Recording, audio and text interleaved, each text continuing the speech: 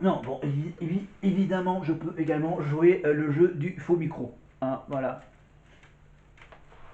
Oui, au bout d'un moment, j'ai envie de prendre le micro. Ok. Alors, hop, on accélère Francesca.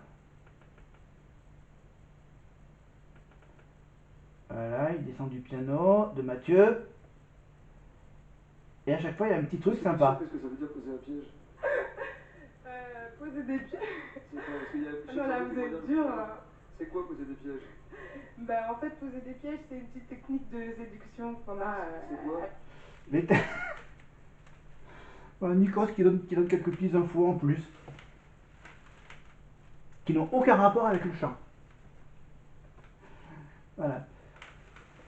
Ouais, je change de main.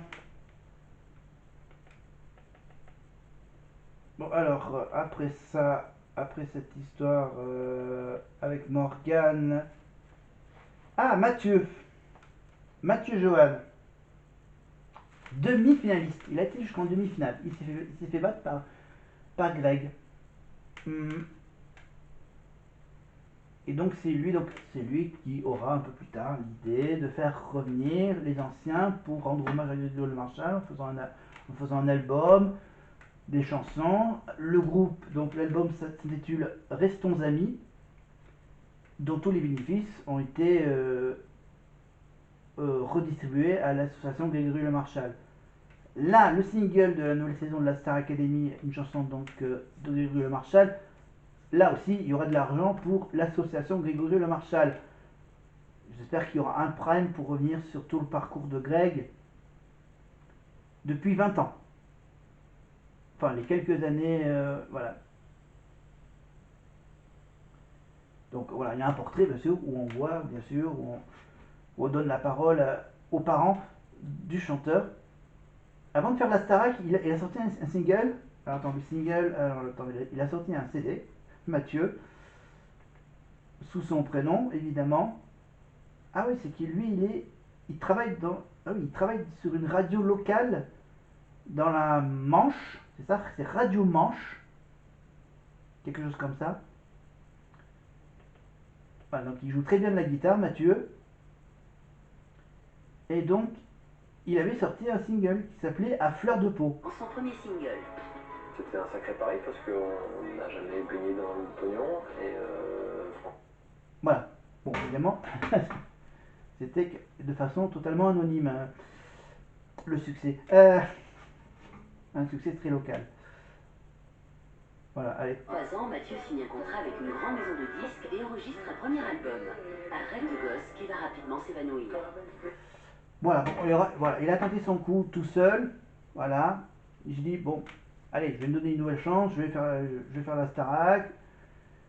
Et voilà, finalement, quelques mois après la fin de la Starac, je dis, bon bah, le chant, je laisse tomber le chant et je vais m'occuper plutôt du côté un peu littéraire. Voilà, sa passion pour les livres. Et est devenu donc est devenu éditeur de livres. Voilà, Mathieu Johan. Son nom de famille Johan, donc c'est Johan. Voilà.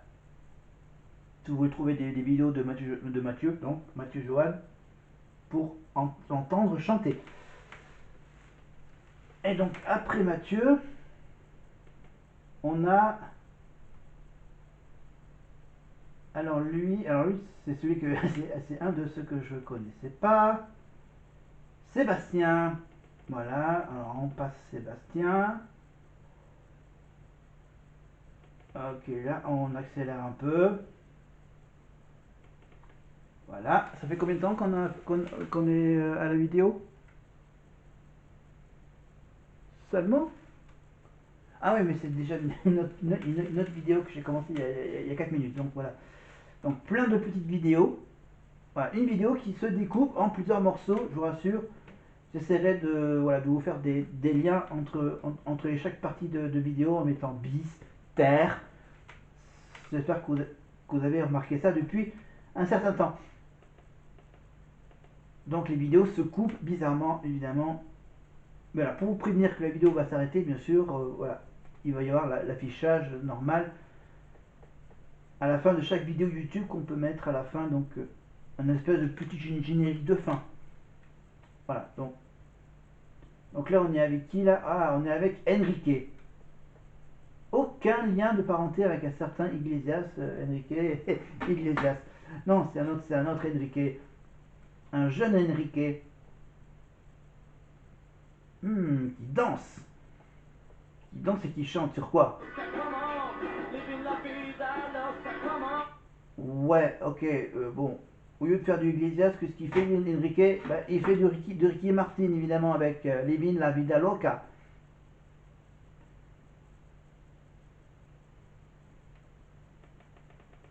Voilà, plein de photos d'enfance.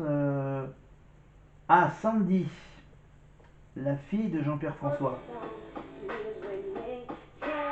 Elle danse bien. Elle chante. Par rapport à son père, évidemment, ancien footballeur du stade de Saint-Étienne. Jean-Pierre François, je te survivrai. Évidemment, enfin, le grand tube de Jean-Pierre François dans les années 80. Les paillettes, Saint-Tropez, c'est très superficiel. Je crois qu'elle est née à l'époque où il était une vedette. Sandy a toujours vécu dans le monde des strass et de Saint-Tropez. Depuis sa plus tendre enfance, elle baigne dans le monde du showbiz. Normal, son papa s'appelle Jean-Pierre François, la star de foot qui, durant l'été 85, explose le hit parade avec sa chanson « Je te survivrai ».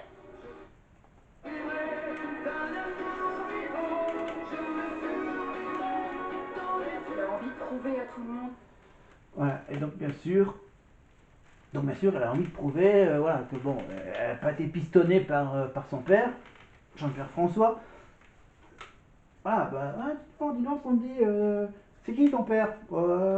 C'est un ancien chanteur, footballeur. Tu connais la chanson Je te survivrai? Et puis là, du coup, Sandy, elle vit à Nice. Elle a un scooter. On apprend des choses sur les élèves. Oh.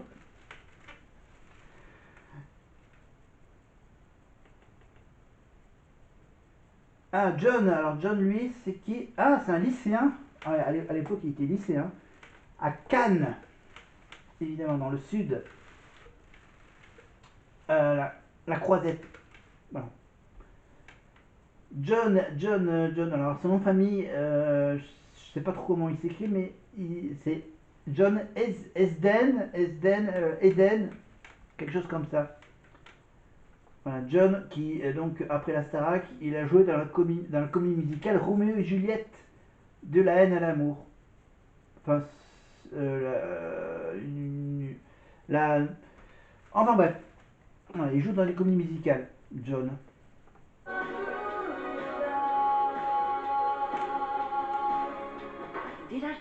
What the Feeling, évidemment. Ah oui, lui, John, qu'est-ce qu'il fait? Il fait des claquettes. Ouais. Il danse des claquettes et il chante. Pas mal. Ah, je crois qu'elle a. Ah ouais, elle a une mère qui est prof de danse. Si je pige bien la vidéo sans entendre le son, évidemment.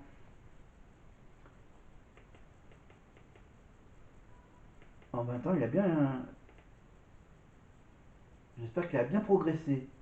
Ah mais comme ces deux élèves qui savent bien danser, qu'est-ce qu'ils mettent comme truc?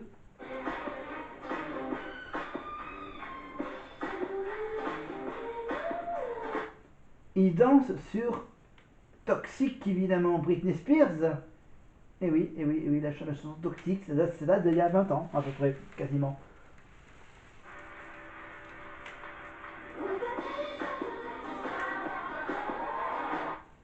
Évidemment, mise en scène par Kamel Wally. Le petit tableau toxique de Britney Spears avec quelques sièges d'avion. Voilà, avec des hôtesses de l'air, les danseuses de Kamel, bien sûr. Et puis là, je pense qu'on a changé de chanson ou pas là? Non, on est toujours sur Britney. Voilà, alors la Starac commence la semaine prochaine sur TF1, évidemment, 21h10. Évidemment, diffusion presque dans les conditions du direct. mais avec un petit décalage par rapport, bien sûr, à la réalité du plateau. Et là, donc, on a vu le côté danse. Ah non, en fait, on les a pas vus chanter. On les a juste vus danser sur Britney. Ah, mais les larmes, c'est bien, ça peut passer du l'article. De dire que ça fait maintenant 10 ans qu'il fait de la Starac, maintenant, Nikos. Il connaît les moindres rouages de ce programme. Depuis le temps qu'il anime ce show, que tous les soirs, il est obligé de prendre une enveloppe pour décacheter, etc. Alors je crois qu'on n'a pas encore... là on est avec qui là on revient au portrait avec Harlem. Harlem, dans le métro. Voilà. Dans les couloirs du métro. Un look bien sûr typiquement rappeur. Hein, bonnet. Alors ah oui, il a mis un bonnet sur une casquette. Parce qu'on voit la visière de la casquette qui est mise un peu vers le côté arrière. Et il fait donc il fait du rap devant des inconnus dans les couloirs du métro et le soir. Voilà, il passe des soirées dans un espèce de petit KGB de la sécurité de la RATP. Voilà, il est habillé, costard, cravate. Voilà, un look, le look des agents de la sécurité de la RATP. Voilà. Voilà, il passe des soirées à écrire des chansons qui les rappent, évidemment, avec des rimes, évidemment, et on sait très bien qu'après la mort de Greg, il va écrire une chanson, Les Fleurs de l'Éternité, qu'il va chanter lors d'un prime spécial La Voix d'un Ange, avec Karima et Radia. Voilà, vous trouverez également la vidéo de cette chanson, Les Fleurs de l'Éternité, écrite par Harlem, sur YouTube. Je pense que je vais vous mettre quelques liens, voilà, les quelques liens que je vous parle en information de ces vidéos. Alors après Harlem, on a le portrait de Oda. Et Oda, c'était sur quoi la chanson du portrait?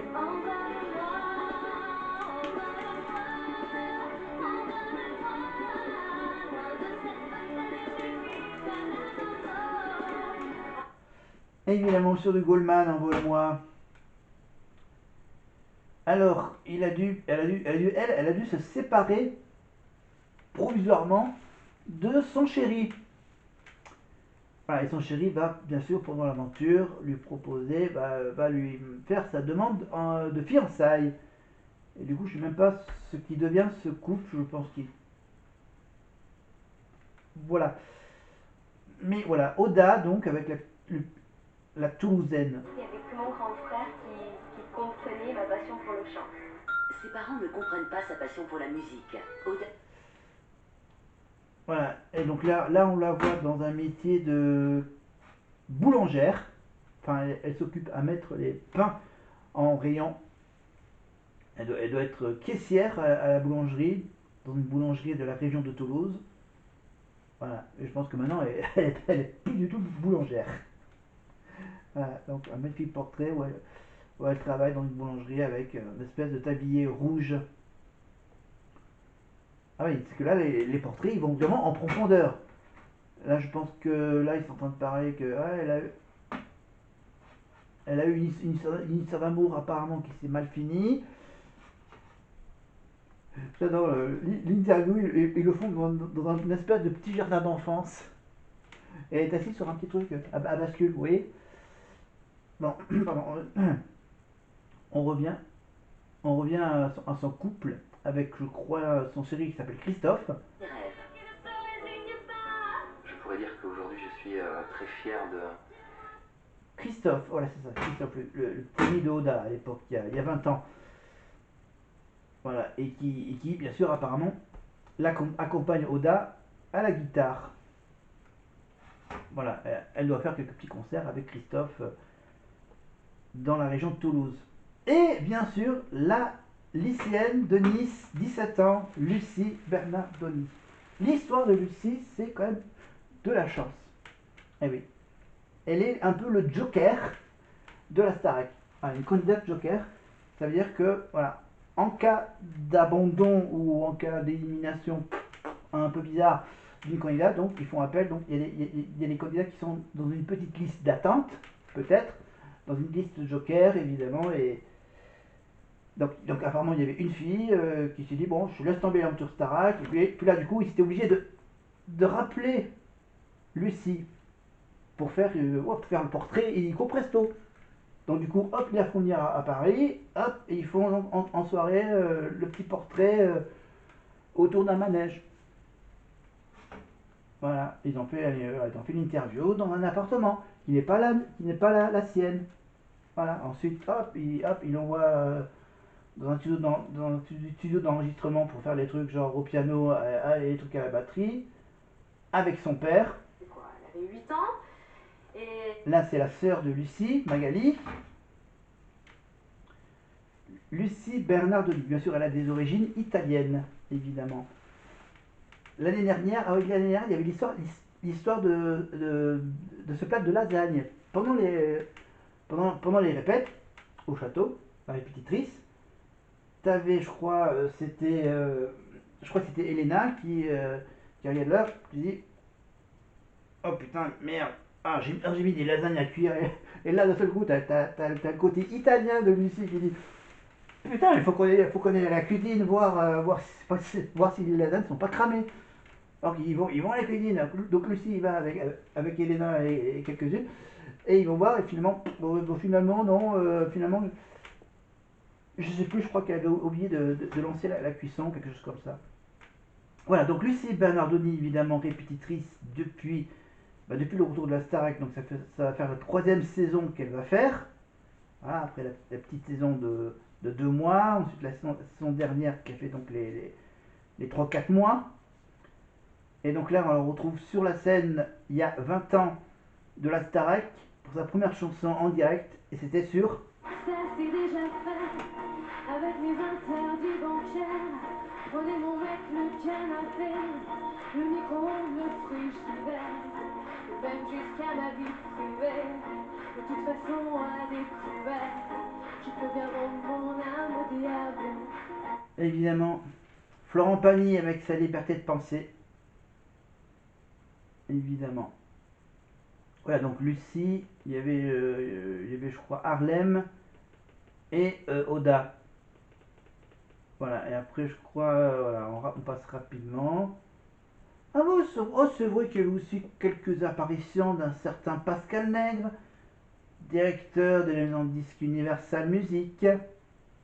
Évidemment, c'est que maintenant, bien sûr, depuis 3 ans, ce n'est plus un contrat chez Universal, c'est plutôt un contrat avec Sony Music, qui t'a gagné à la fin de l'aventure avec un petit contrat de 100 000 euros. À l'époque, c'était quasiment les millions d'euros. Donc là, on doit être dans la dernière partie de la Starac, du premier Prime, avec Sofiane. Sofiane, le frère de Grégory Le Marchal dans l'aventure au château. Sofiane, donc lui, qu'est-ce qu'il a fait après la Starac? Il a fait il a fait les anges de la télé, il a fait les anges de la télé-réalité avec une certaine Nabila.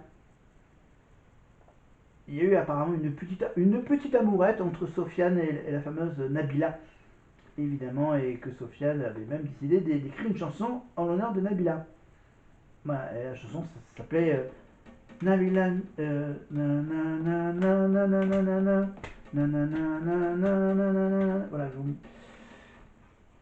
voilà, donc Sofiane, les belles photos d'enfance de Sofiane avec ses parents, sa mère, sa grand-mère. Apparemment, il avait un frère, pas au niveau de sa famille, évidemment. Donc, on va rester après Sofiane, on a qui là on a le portrait de Radia. Ah, Radia, chanteuse un peu lyrique de la Star Academy. Elle fait des études dans la faculté de droit de l'université de Paris. voilà, à la faculté de droit. Pour être sans doute avocate, ou un truc dans le genre. Avocate et qui est lyrique. Une avocate lyrique. C'est magnifique. De commissaire des armées. L'armée, Voilà, un portrait tourné bien sûr dans la fac de droit et dans l'appartement de Radia. Alors bien sûr, vous connaissez, vous savez très bien que bien sûr, dû à son prénom, bien sûr, elle a des origines un peu. Ma famille a une particularité. En fait, tout le monde joue d'un instrument ou chante.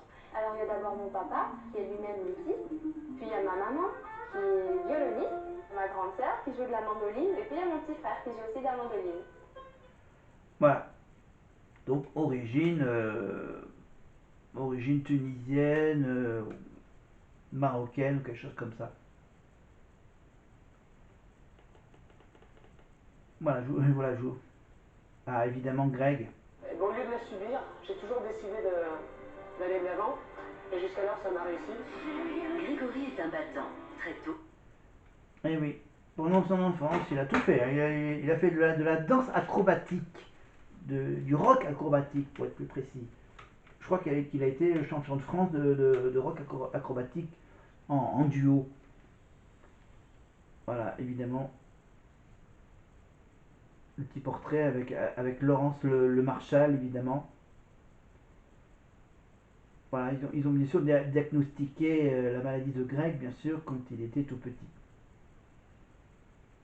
Donc voilà, donc là, il y a le portrait qui va carrément jusqu'à à rencontrer le président, à l'époque, il y a 20 ans, le président de l'association Vaincre la mucoviscidose, évidemment.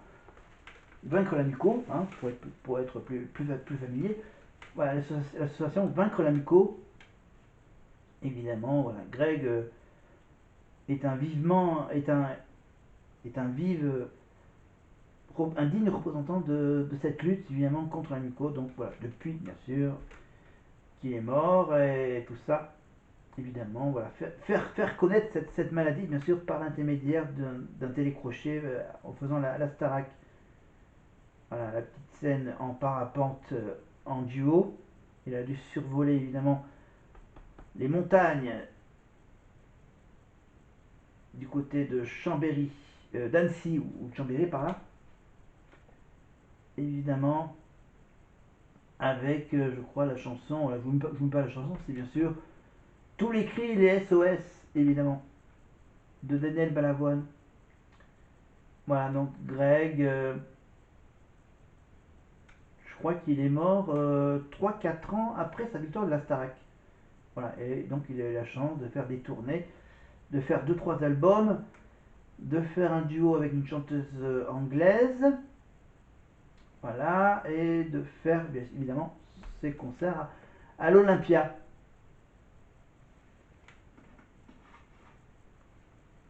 Évidemment, il va jusqu'en finale parce que tout le monde savait, tous les élèves savaient que c'était lui qui allait gagner à la fin, voilà, parce que il chante trop bien. Voilà, donc ils ont profité pour vivre l'aventure, voilà. Bon, c'était un peu joué d'avance, mais bon, ils ont quand même voulu profiter un maximum voilà, de ces moments d'aventure, de partage. Voilà, et c'est pour ça qu'il y a eu pas mal de bazar. Voilà. Parce que la Starac 4, c'était donc la saison qui s'intitulait la Starac 4, la Starac No Limite. Voilà, ils n'avaient aucune limite. Ah, ils se faisaient des batailles de farine ou de mousse à raser, par exemple. Voilà, ils allaient même jusqu'à mettre du yaourt sur la veste de Mathieu Bonnet. Vous voyez? Ou même, je crois qu'ils avaient